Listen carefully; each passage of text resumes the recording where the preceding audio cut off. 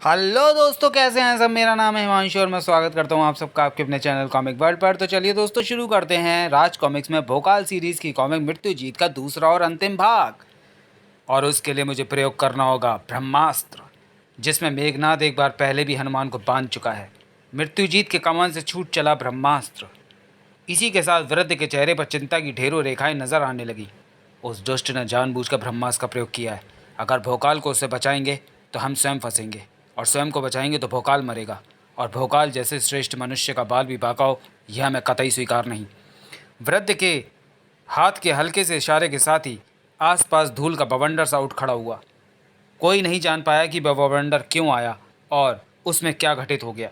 ब्रह्मास्त्र बजरंगबली की छाती से टकराया और उन्हें अपने साथ लेकर दूर उड़ता चला गया। धूल के बवंडर के हटने के बाद जहां भोकाल आश्चर्यचकित हुआ, वहीं खुशी से उछल पड़ा मृत्युजीत। बाबा, अभी यहीं थे, कहाँ चले गए वे? वह बूढ़ा अब कभी वापस नहीं लौटने वाला भोकाल, इसलिए उसकी चिंता छोड़ और अपने प्राणों की चिंता कर, जो अभी तेरे शरीर का साथ छोड़ने वाले हैं। ओह, अस्त्र गलती मेरी एक काली शक्ति जो शीघ्र इस लोक से यमलोक की तरफ रवाना कर देगी। असंख्य घातक अस्त्र उगल रही है इसकी काली शक्ति। मैं कभी भी इनकी चपेट में आकर अपना जीवन गंवा सकता हूँ। इनसे निपटने के लिए मुझे प्राप्त करना होगा श्री राम का धनुष। जय श्री राम। श्री राम का नाम होठों पर आते ही भोकाल के हाथों में आया श्री राम का वह धनुष, जिसने कभी बड़ी से बड़ी दुष्ट शक्तियों का नाश किया था, जिसने कभी ताड़का, कुंभकर्ण और अन्य शक्तिशाली राक्षसों के साथ साथ सर्वशक्तिमान रावण का संहार किया था। लेकिन आज वही धनुष मृत्युजीत जैसी शक्ति का बाल भी बाका नहीं कर पा रहा था। और इसका सबसे बड़ा कारण था कि बड़ी बड़ी महाशक्तियों को पराजित करने वाला वह धनुष इस समय मर्यादा पुरुषोत्तम श्री राम के नहीं, वरन भोकाल के हाथ में था। और भोकाल मात्र एक साधारण मनुष्य था, जबकि उसके सामने था मृत्यु को जीत लेने वाला सैकड़ों काली शक्तियों का धारक मृत्युजीत। राम का धनुष हाथ में आ जाने का मतलब यह नहीं कि तुझ जैसा मूर्ख मनुष्य राम की तरह हर संकट को समाप्त कर सकता है। उसके लिए तो राम जैसा धनुर्धर होना भी आवश्यक है, और तू वैसा धनुर्धर नहीं है भोकाल। इसलिए मरने की तैयारी कर, क्योंकि इस समय मृत्यु के जो 7 अवतार तेरे आसपास मौजूद हैं, उन्हें वही समाप्त कर सकता है जो एक ही तीर से 7 लक्ष्यों को एक साथ भेज सके। तू ऐसा चमत्कार नहीं कर सकता, और राम मुझे मिले वरदान की वजह से तुझे बचाने नहीं आ सकता। हा हा हा हा हा। अब मृत्यु उस श्रेष्ठ मनुष्य के एकदम सामने खड़ी थी, क्योंकि वह एक ही तीर से 7 निशाने नहीं लगा सकता था, और श्री राम भोकाल की सहायता न करने के लिए बाध्य थे। लेकिन फिर भी वह 7 निशाने उस एक ही बाण के शिकार हुए, जो छूटा था उस धनुर्धारी के धनुष से, जो बचपन से आज तक धनुष बाण से ही खेलता आया था। और वह धनुर्धारी था भील श्रेष्ठ धनुषा। धनुषा ने अपने चमत्कारी बाणों से मात्र भोकाल को ही नहीं बचाया, बल्कि शत्रुओं को आगे बढ़ने से रोकने का प्रबंध भी किया। ओह, ये बाणों की दीवार! आगे बढ़ जाओ, इस तिनकों की दीवार को तोड़कर ताक! बाणों की उस दीवार को तोड़ने से भला राक्षसों को क्या देर लगनी थी। लेकिन उस दीवार को पार करके वे सब धनुषा के पास पहुंच पाते, उससे पहले ही धनुषा का बाण धरती में समाता चला गया। अगले ही क्षण धरती का सीना फाड़ कर निकला वह दहकता लावा, जिसने आगे बढ़ते राक्षसों के पांव को रुकने के लिए मजबूर कर दिया। ओह, यह दहकता लावा! बचो इससे, जो भी इसकी चपेट में आए उसकी खैर नहीं। लावे ने राक्षसों को तब तक रोके रखा जब तक सूर्य ने अस्त होकर युद्ध विराम की घोषणा न कर दी। इसी के साथ दोनों सेनाएं वापस लौट पड़ी। आज तो अपने पैरों से चलकर वापस लौट जाओ दुष्टों, कल धनुषा का कहर तुम्हें अर्थी पर लौट आएगा। आज का युद्ध समाप्त हो चुका था। अब अगले दिन की रणनीति बनाने में व्यस्त था मृत्युजीत, गहरी सोच में डूबा हुआ। तभी ममता भरे उस हाथ ने मृत्युजीत को चौंकाया। तेरा इस तरह लेटना और मुखमंडल पर मौजूद भाव बता रहे हैं कि किसी परेशानी ने तुझे बुरी तरह चिंतित कर रखा है पुत्र। माँ, तुम यहाँ कैसे? तेरी चिंता का कारण जानने के लिए। चिंतित? और मैं, वह जिसने अपने काल पर विजय पाई हुई है? नहीं माँ, नहीं। तेरा यह लाल किसी भी दशा में चिंतित नहीं हो सकता। अपनी जननी से छुपाने का प्रयत्न मत कर मेरे लाल। मैं तेरी विचलता का कारण खूब समझती हूँ, और वह कारण है मनुष्य श्रेष्ठ भोकाल के साथ होता तुम्हारा युद्ध। इस युद्ध में तुम्हें किसी की सहायता की आवश्यकता है। मैंने ठीक कहा ना? नहीं माँ, मृत्युजीत को किसी की सहायता की आवश्यकता नहीं। वह जब चाहे भोकाल जैसे सैकड़ों को चींटी की तरह मसल दे। देखना माँ, उसे भी वैसे ही मसल दूंगा। मुझे तुम्हारी शक्ति पर भरोसा है पुत्र, लेकिन फिर भी एक भाई दूसरे भाई की सहायता करे तो उसमें बुराई क्या है? तो किस भाई की बात कर रही है माँ? उत्तर देने के स्थान पर मुस्कुराई वह राक्षसी। जानता है भोकाल, तेरे जैसे वीर और शक्तिशाली के लिए परेशानी का कारण क्यों बना हुआ है? वह स्वयं पुण्य आत्मा तो है ही, उसकी सहायता करने वाले भी पुण्यात्मा ही हैं, इसलिए तेरे लिए उसे समाप्त करना इतना आसान ना होगा।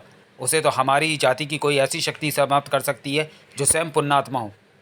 हमारी राक्षस जाति में पुण्यात्मा मिलना तो असंभव है माँ। नहीं, हमारी जाति में भी एक पुण्यात्मा है मृत्युजीत। संयोग से वह मेरी बड़ी बहन का पुत्र और तुम्हारा मौसेरा भाई है, और वह है क्रूरों का क्रूर, अति क्रूर। ओह, ये किसने पुकारा मुझे? मैंने। मुझे तुम्हारी आवश्यकता है पुत्र अति क्रूर, आओ मेरे पास। आश्चर्य चिकित्सा उस शक्ति में फंसकर वहां से गायब हुआ अति क्रूर कुछ देर बाद जहां पहुंचा वहां उसे स्तब्ध कर देने वाला दृश्य मौजूद था। माँ, परंतु ये कैसे हो सकता है? मेरी माँ का ध्यान तो मेरी आंखों के सामने ही हो गया था, तो फिर आप जीवित कैसे? सही कहा पुत्र, तुम्हारी माँ का वास्तव में देहांत हो गया था। मैं तो उसकी जुड़वा बहन हूँ। राक्षस जाति की होते हुए भी वह बचपन से ही राक्षस प्रवृत्तियों और राक्षसी कृत्यों से घृणा करती थी। इसलिए उसने तुम्हारे पिता चांडाल कपाल फोड़ से प्रेम विवाह करके राक्षस नगरी सदा के लिए त्याग दी।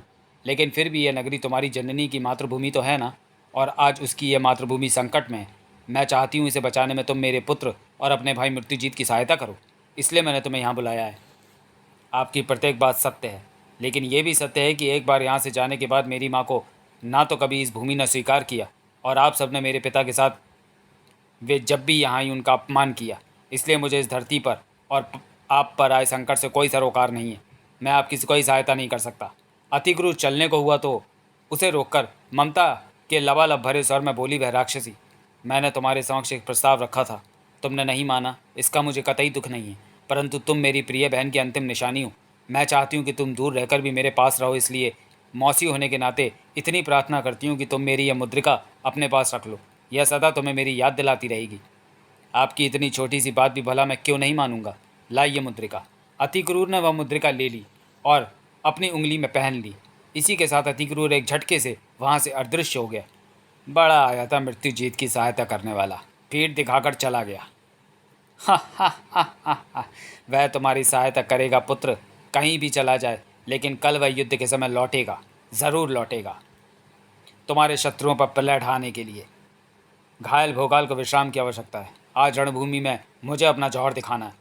रणभूमि में विजयी होने का अरमान लेकर तो आया था धनुषा, लेकिन क्या जानता था कि आज सभी के अरमानों को धूल में मिलाने के लिए वहां पहुंच गया था क्रूर सम्राट अति क्रूर।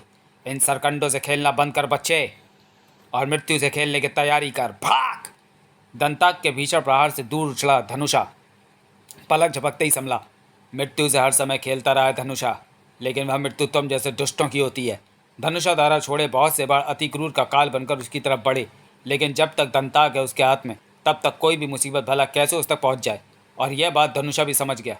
तुझे समाप्त करने के लिए तेरे हाथ में थमे अस्त्र को न सिर्फ तेरे हाथ से छुड़ाना है, बल्कि उसे समाप्त करना भी अत्यंत आवश्यक है। उस अद्भुत अनोखे धनुर्धर ने अगले ही पल दंताक को 3 टुकड़ों में बांटकर सभी को आश्चर्यचकित कर दिया, लेकिन दूसरे ही पल उसे स्वयं भी चकित रह जाना पड़ा। दंताक जैसी शक्ति ज़्यादा समय तक विभाजित नहीं रह सकती, क्योंकि उन्हें शत्रुओं का सीना विभाजित करना होता है।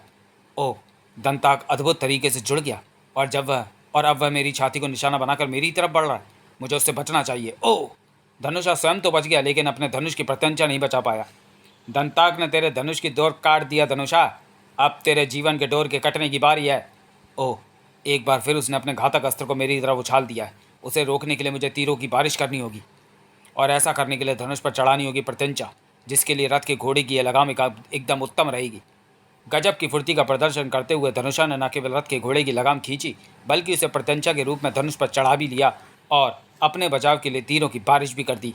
इसी के साथ धनुषा की मौत बनकर उसकी तरफ बढ़ता दंताक वापस लौट पड़ा। वाह, वास्तव में बहुत अच्छा धनुर्धारी है तू, लेकिन जानता है तेरे जैसे धनुष विद्या का प्रयोग कब कर सकते हैं? जब उनके हाथ में धनुष हो।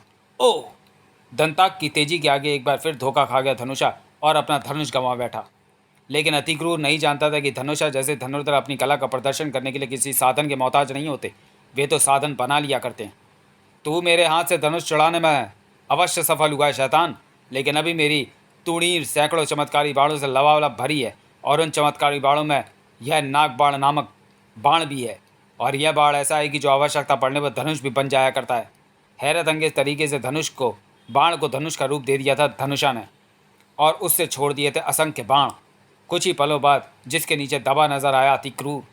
इतिहास की पुस्तकों में तेरा नाम अमर हो जाएगा शैतान, क्योंकि विश्व में तू एकमात्र प्राणी होगा बाणों की समाधि जिसका मुकद्दर बना, जिसका बचपन पिता के शमशान में अनगिनत मुर्दों को लकड़ियों की समाधि में दबा कर उन्हें जलाने में गुजरा हो। वह ऐसे तिनकों की समाधियों से निकलना खूब जानते हैं। एक भयंकर रूप धारण कर बाणों की समाधि से बाहर निकला अति क्रूर अब प्रलयदूत बना नजर आने लगा। था था आ ओह, इसके भयंकर शरीर पर साधारण बाणों से कोई असर नहीं होने वाला।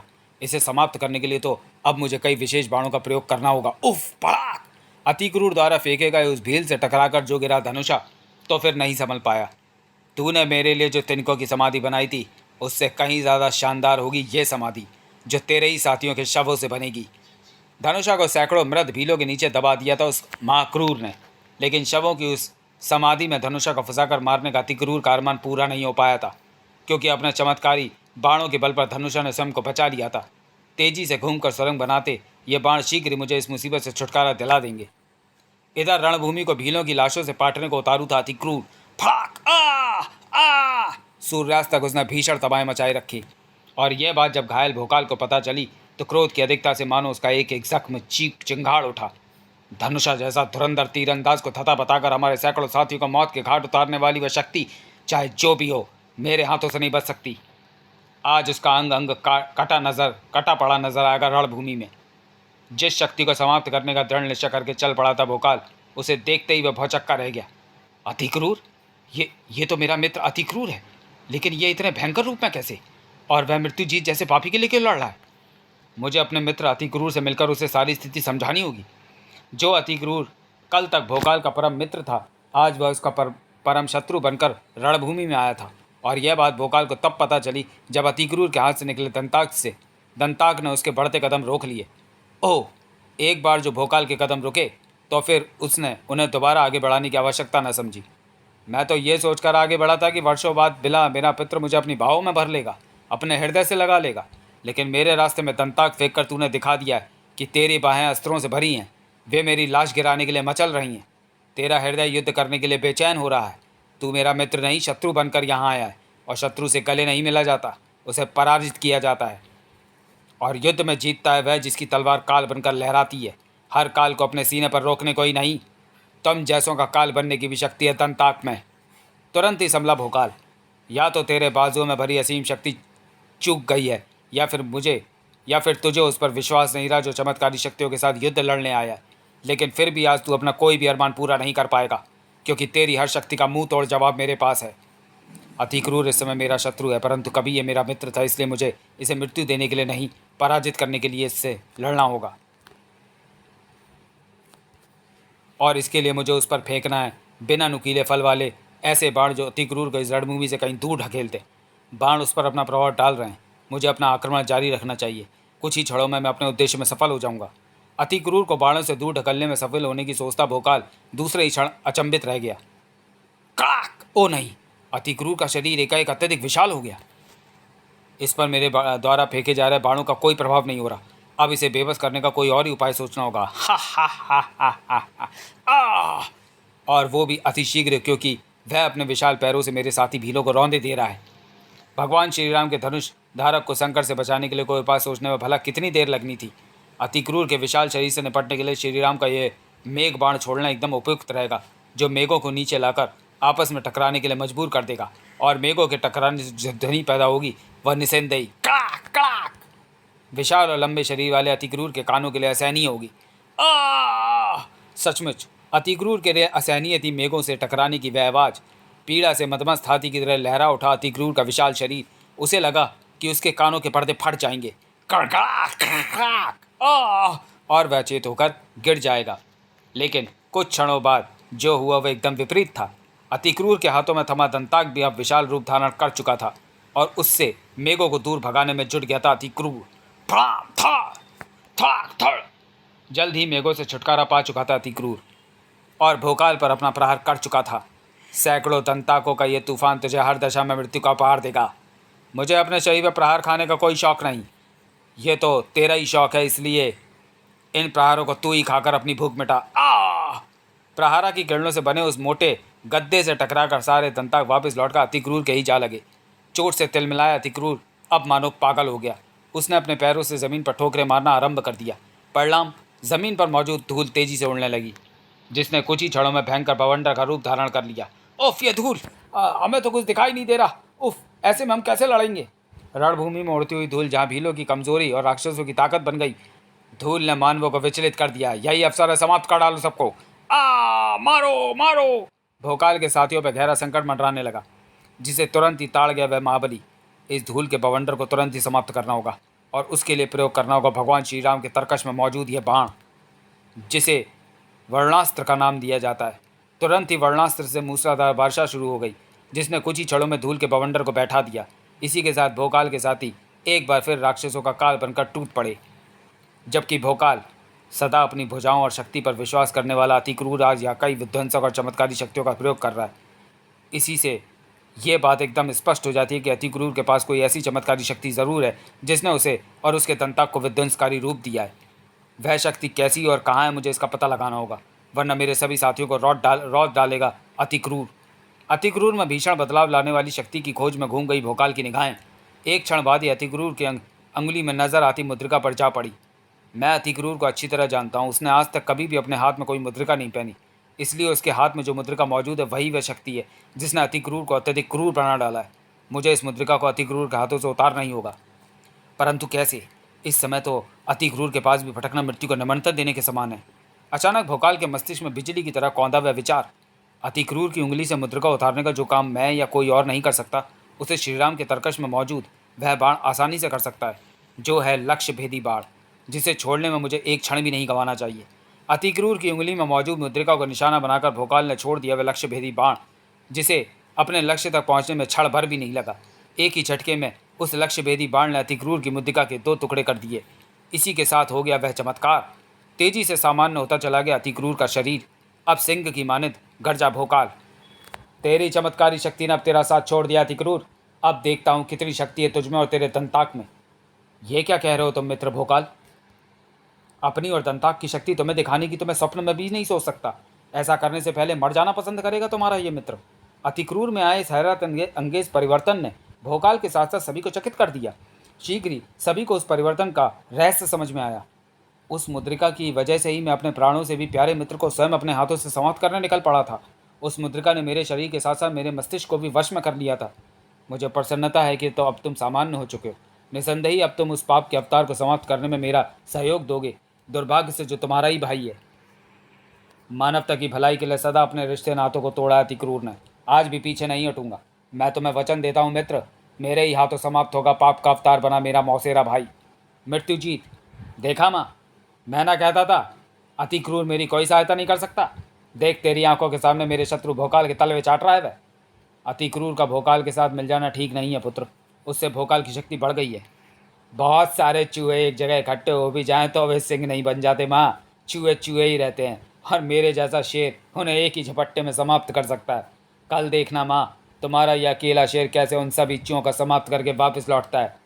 इधर भोकाल और उसके साथियों को समाप्त करने की और इधर मृत्युजीत को समाप्त करने की तैयारी चल रही थी। कल युद्ध भूमि में अपने साथियों के साथ हम तीनों ने मृत्युजीत और उसकी सेना पर आक्रमण करके इस युद्ध को समाप्त करना है। ठीक है, हम सब अलग अलग टोली का नेतृत्व करेंगे। भोकाल, अति क्रूर, धनुषा और सभी भीलों की सारी रात रणनीति बनाने में बीती और अगले दिन प्रातः रणभूमि में। ओह, इतनी विशाल सेना! लगता है आज अपनी समस्त सेना के साथ हमसे युद्ध लड़ने आए मृत्युजीत। हमारे एक एक साथी के विरुद्ध शत्रुओं के 50-50 सैनिक होंगे, लेकिन फिर भी मेरे धनुष की धार से बचकर एक भी जीवित वापस नहीं लौट पाएगा। धनुषा सही कह रहा है साथियों, शत्रुओं का काल बनकर टूट पड़ो उन पर। तुरंत ही भोकाल, अति क्रूर और धनुषा के साथ दोनों सेनाएं आपस में भिड़ गईं। हा, लड़ो आज, खूब लड़ो पराक्रमियों। तुम्हारे लिए ही आज इतनी विशाल सेना लेकर आया हूँ मैं। आज मैं तुमसे नहीं लड़ूंगा, क्योंकि आज मैं रणक्षेत्र में लड़ने नहीं, महाकाल का स्मरण करने आया हूँ। रणभूमि में महाकाल का स्मरण करने आने का क्या तात्पर्य हुआ पता नहीं, लेकिन इतना ज़रूर पता है कि जब तक ये महाकाल का स्मरण करके उठेगा उसकी सेना लाशों में बदल चुकी होगी। ऐसा ही होना चाहिए महाबली, लेकिन ऐसा दोपहर होने से पहले होना चाहिए। अगर दोपहर हो गई तो फिर तुम कुछ नहीं कर पाओगे। अरे बाबा, आप एकाएक कहाँ चले गए थे? ये बाद में जान लेना महाबली।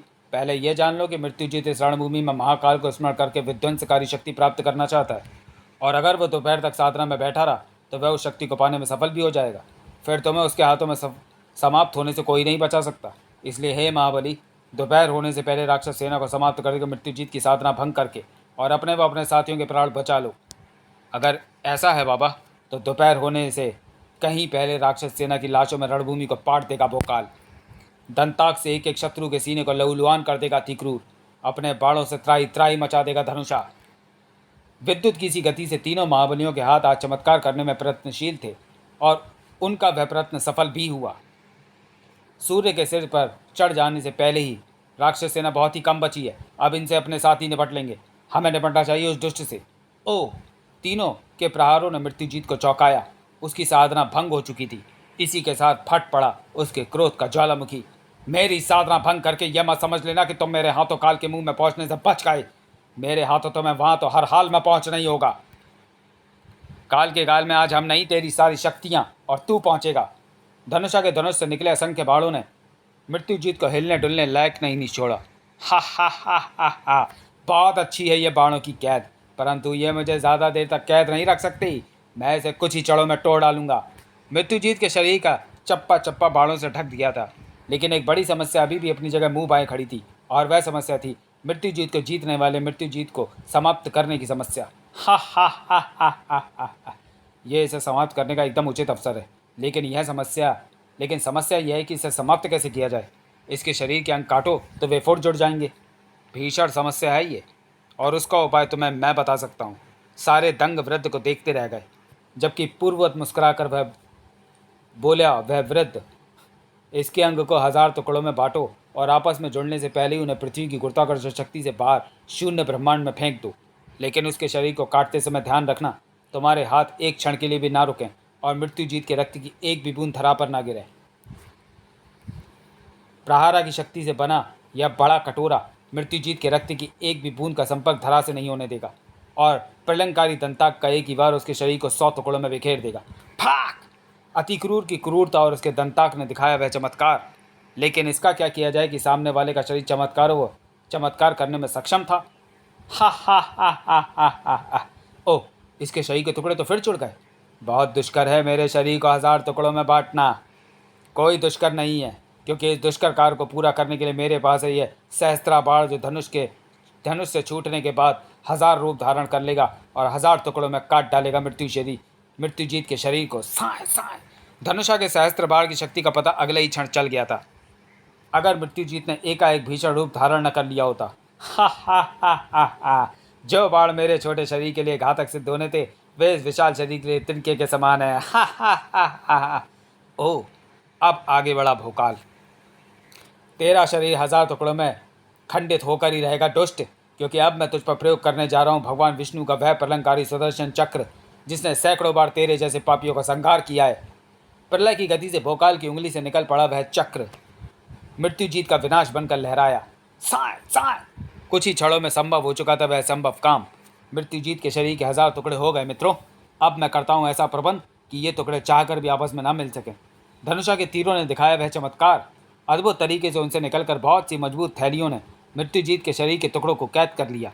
अब बस इन्हें पृथ्वी की गुरुत्वाकर्षण शक्ति से बाहर ब्रह्मांड में फेंकने भर की देर है, और इस काम को मैं चुटकियों में कर सकता हूँ। दूसरे ही क्षण थैलियों में बंद मृत्युजीत के शरीर के टुकड़ों को आकाश की ओर उछालने में जुट गया वह बलशाली, और अंतिम थैली तक उछालता रहा।